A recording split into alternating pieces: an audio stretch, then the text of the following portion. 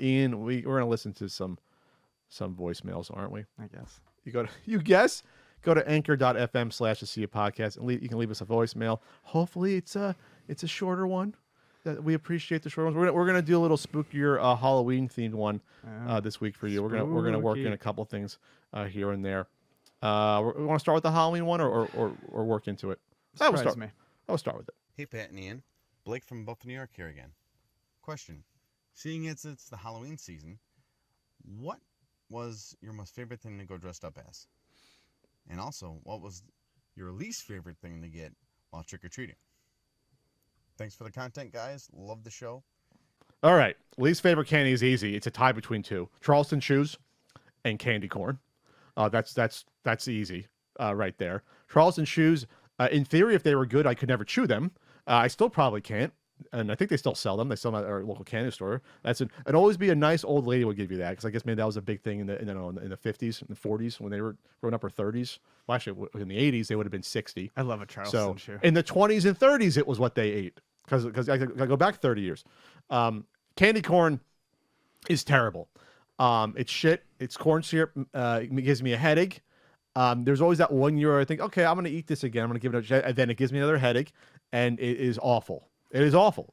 There's nothing. It's just corn syrup. It's shit and food coloring. It's awful.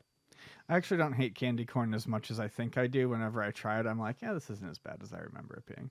But I don't go out of my way to eat candy corn. My least favorite Halloween candy is any of that Palmer brand chocolate, that mocklet shit. It's gross. Palmer is a chocolate brand. The P is the rabbit head. You'll know it if you look it up. I don't know if I had that. Look up Palmer chocolate. Okay. I have a feeling you'll. What's wrong with it? It's like fucking wax. It's like not real chocolate. Half of it is just like sugar. Okay. I see the little pumpkin coins are the big. I see the Santa heads. Yeah, the Santa heads. And the pumpkin chocolate coins. is disgusting. It's so diluted and cut with other shit. Exactly. You think Hershey's chocolate's cut? No, this is cut. This tastes like nothing. It's disgusting. It tastes like nothing. And they do little balls with the colored balls. It just tastes mildly sweet. It's not absolutely. chocolate It's anymore. a letdown. It's very disgusting. Thanks. When you said Palmer, what are you talking about? I pictured just the colored balls. That is my least favorite. And there's That's always awful. someone in the neighborhood who's giving those things out, and they're disgusting. Oh, they did the coin shaped Halloween stuff. That was terrible. Yeah, the foil pumpkins. Yes. The flat foil pumpkins. No, those are terrible. Disgusting. I didn't know there was a company that did all those consistently. That like low grade fucking chocolate. Yep. Like 2% chocolate. That's them. And my favorite thing I ever went as this Halloween was the pterodactyl costume my mom made me when I was a kid. Very I've talked sweet. about it, I love your mom, Ian. I wish I could talk to her. She's a nice lady. Nice lady. She's a nice lady. That's a good compliment for your mom. All right. Next year, is this we're gonna do double Blake? Hey Pat and Ian, Blake from Buffalo, New York here again. Buffalo. Question for you guys today is, what is the one or a few favorite things you guys have ever picked up at a flea market or swap meet? I know here in Buffalo we had a pretty big one called the Super Flea. Yep. It was an indoor and outdoor flea market. Super Flea. And there was always a vendor selling many games on the inside. Turns out it was the same exact one me and my brother used to rent and play from the local Blockbuster time and time again, which is pretty awesome. That's a good one. That is. I actually did that once. I actually sold someone a copy of one of the WCW WWF wrestling games for the N64, and it was their copy with their created wrestler still on it. Wow. Yeah, from when they were kids. My favorite thing I ever got from a flea market was my sadly gone. I miss it sometimes, but reality is I probably would have gotten rid of it again if I had the chance. My fiber optic World of Nintendo sign, I paid $10 whole for that. That's an L, Ian.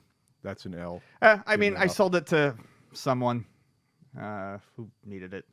Did I sell it to Scott? You did. I believe it was either Scott or one of Scott's friends. So I don't care. It's fine. I don't have the space for it. But yeah, that was a $10 fucking sign when I found it. I think on principle, those cheap finds are tough to get rid of. It's like, it's like those free, basically. Yeah. I always talk about my military grade night vision. One of the favorite things I ever saw, because it was like a harbinger of things to come, when I first visited here and bothered to eat in 2008. I went to the swap meet, I think before Comic-Con that Sunday, or I forget if I went that Sunday here. And one of the first things I saw on the far row at the swap meet, I literally almost looked. I looked past, almost stepped over it.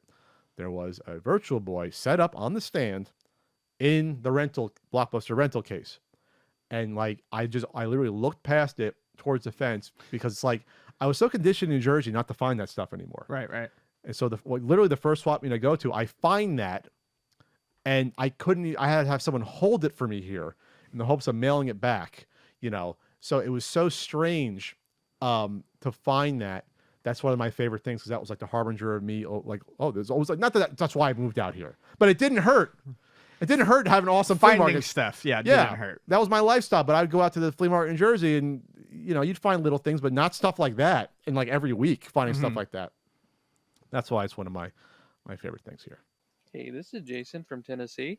Have either of you ever thought that newer games feel less immersive than older games? Things such as voice acting and near realistic graphics have taken away from a lot of imagination the brain has to offer. It's made me feel like I put a lot less effort into thinking about the world of the game because it's laid out for you and it takes away from some of the experience. Some examples that come to mind for me are RPG games such as Morrowind, Oblivion vs. Skyrim, or PlayStation Final Fantasy vs. newer ones. Let me know what y'all think. Thanks.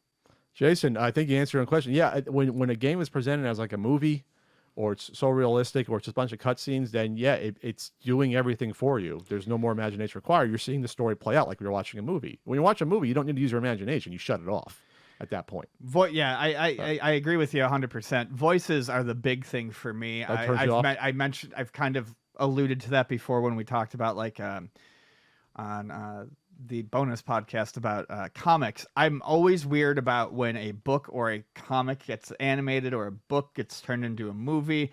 I already have a voice in my head for these people, and then having a look and a voice attached to a book or a voice attached to a comic or a cartoon, it's never the way I picture it. With RPGs, I just got used to being able to read them at my own pace, and I kind of come up with voices. And having all of that done for me, I avoided RPGs with voice acting for the first couple of years that became a big thing. And then it just got to the point where all games had voice acting, and I just had to deal with it. But I hated it. I agree. Like there's more imagination put into simpler things. Obviously, reading, you have to create the whole world in your head. But even when you're playing an 8-bit game and there's like some semblance of a story, but it's not all thought out, you can create it in your mind. It seems like you get wrapped up in it. At least to me, you get wrapped up in it more. Yeah, absolutely.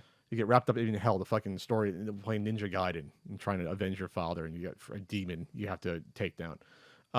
Real quick about movies and versus books and things like that. My freshman year roommate refused to go see. He was a huge Tolkien fan. Refused to go see Fellowship of the Ring. Oh, for that reason, he said, "No, I don't want it to root." Like, and I looked at him like, "Wow." I wondered to this day if because those three, out of any set of movies, those three were done with probably the most amount of care to the source material that you could have imagined, and thoughtfulness and sort of quality amongst a trilogy. That's it to me. Like that was incredible that they pulled that off with all three movies like that. Yeah, my dad is a huge Lord of the Rings fan, and he was very nervous leading up to those movies. He ended up liking them. And yeah, they changed some stuff and characters here and there. Yeah, he's got his issues with them, but overall, he was really impressed. You could do a hell of a lot worse, right? Like a lot worse. Yeah. Make Gimli a little bit too much comic relief, for example, things like that. And it's like, yeah, that's why I assume they made him a little more comic relief for my liking as a character. But yeah, I can totally see that for sure. All right, next. Hi guys, this is Jose from Michigan. My question today is, what is a game or genre that you keep coming back to and appreciate, even though you may be terrible at it? For me, it's shoot 'em ups, both vertical and horizontal. I am horrible at them, but have fun playing them. Also, are there any forgiving and beginner-friendly shoot 'em ups that you would recommend? Thanks for taking my question. So before I lose my train of thought, as far as like beginner shoot 'em ups or ones that I think are a little bit easier for people to get into, Gun Knack on the NES, Blazing Lasers on the TurboGrafx 16/PC engine. I also think in terms of like slightly more modern shooters that add a lot more going on to the screen, I think Gunbird shooters are fairly forgiving and fun to learn on, so maybe try those. And then as far as games that I always go back to that I'm horrible at, fighting games. I buy just about every fighting game that comes out. I love fighting games. I'm miserable at them. I love them. You need my stance that I did at Retropalooza. I love them. I don't have the hand speed coordination or patience for them. But you still like But trying I like to get through them. I like the whole idea of fighting games. I don't think there's a game genre that I suck at that I enjoy playing, because otherwise I don't know. I don't want to torture myself here. I was pretty optimistic about the Amico. I liked what Tommy was saying. I was liking what I was hearing. I was liking the sales pitch. But after looking at what's been happening since the year, holy crap. Like, it's just an absolute train wreck. It's a disaster.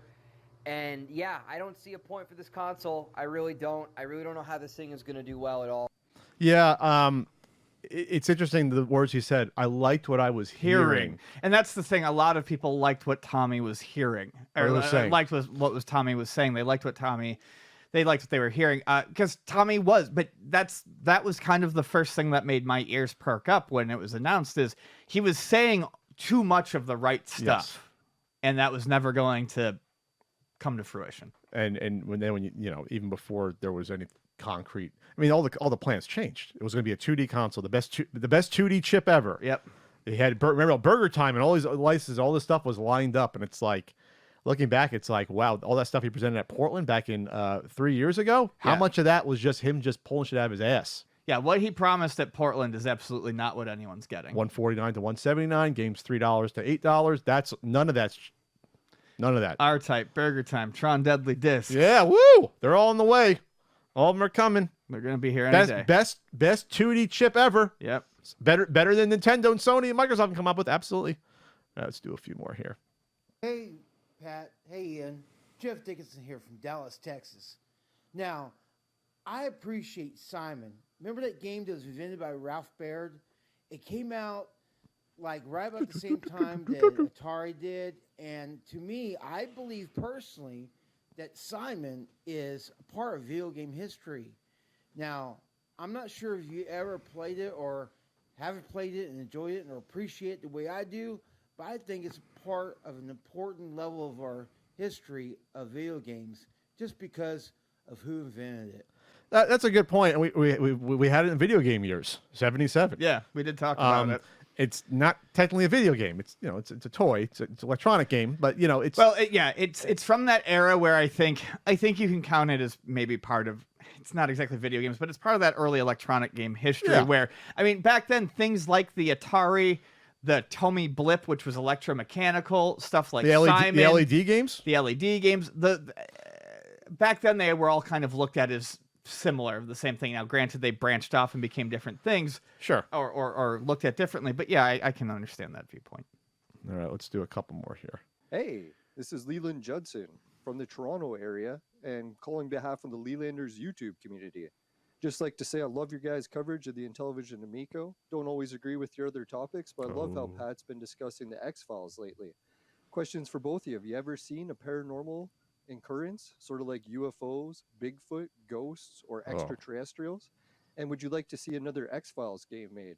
I played the one for the PS1 and I thought it was a real stinker, even worse than me. Take care. I never played the X-File games. I remember they had like one or two computer ones. Yeah, the PS2 one was like an interactive movie sort of deal, if I'm not mistaken. I'd rather it be like an adventure game, sure, where you solve something as a procedural, because that's basically what the series is. At its heart, it's a procedural. I have seen lots of weird stuff at my old house in New Jersey. Lots of ghosts.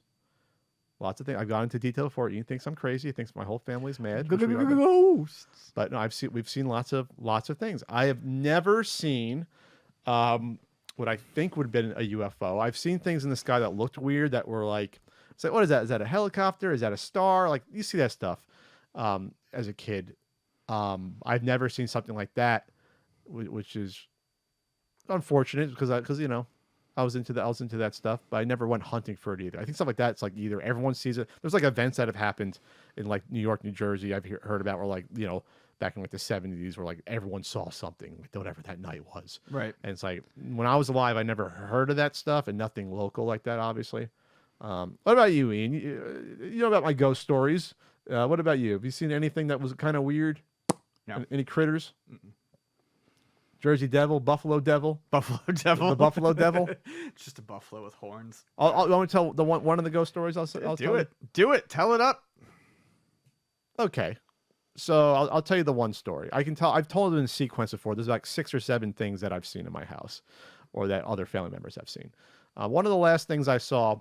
By the way, whenever I went back to visit my parents' house and stayed there for after I moved out and went to a garden apartment, it always still felt weird, especially in my bedroom, because all the weird feelings were in that corner of the house. It was the back room where the furnace was, and it was that hallway outside of my door by the bathroom and my fucking room. I never got a good night's sleep for like years at one point because of that weird feeling. Anyway, so I was in the middle of moving out. So I'm 25, 26, and then I'm packing up all the clothes from my closet. It's the middle of the day. It's like probably like a Saturday afternoon or a Friday afternoon. Probably now I was working, so it was like a Saturday afternoon. And my closet is about 3 feet from the door. It's one of those sliding doors, like on the rollers. And I'm just packing stuff up, and something weirdly told me to look outside my door. I get this weird feeling to look outside the door. And so I took like a step and a half to the left.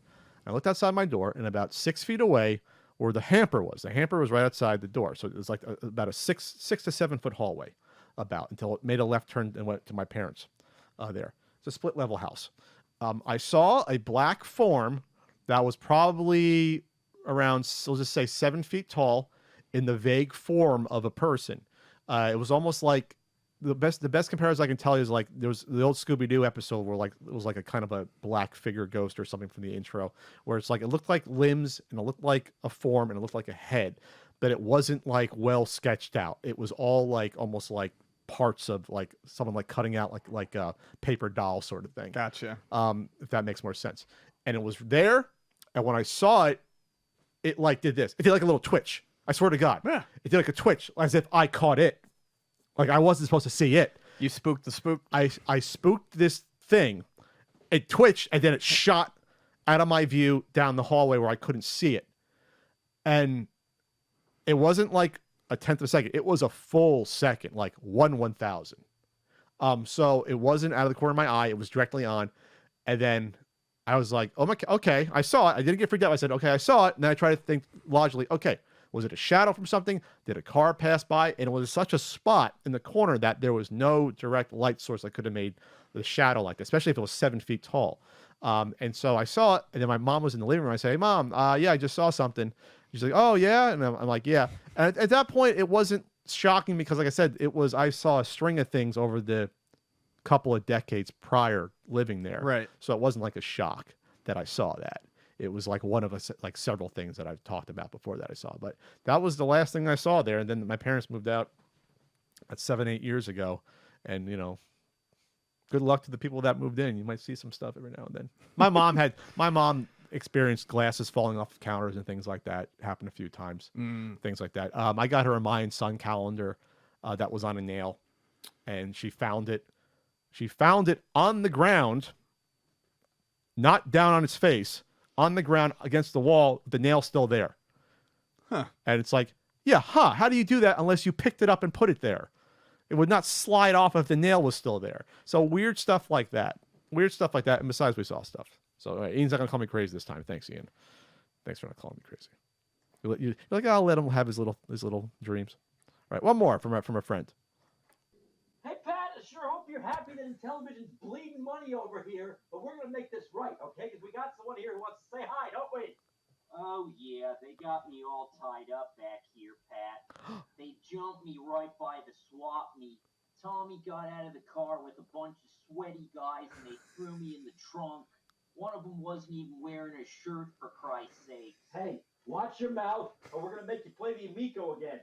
Oh, God, no, anything but that. What an overpriced piece of crap. Well, look, you're entitled to your opinion, and I'm entitled to throw this ColecoVision AC adapter at your head. Ow. You hear that, Pat? I'm going to do it again. Ow. Here's how this is going to go. You guys are going to take back everything you said about me, or you're going to see me at the swap meet selling pieces of Frank. Be sure to look up the market value too, so you can brag to everybody on Flea Market Madness about how much money you saved, you douche. Help! No! No! Tommy, you've gone too far. Don't touch Frank. Innocent Frank. Are you kidding me? Well, I was going to go to work after this, but now we have to go rescue Frank. What the hell, Tommy? I demand his immediate release. I demand proof of life. I want 2 hairs off his great mustache. What the hell is going on? Man.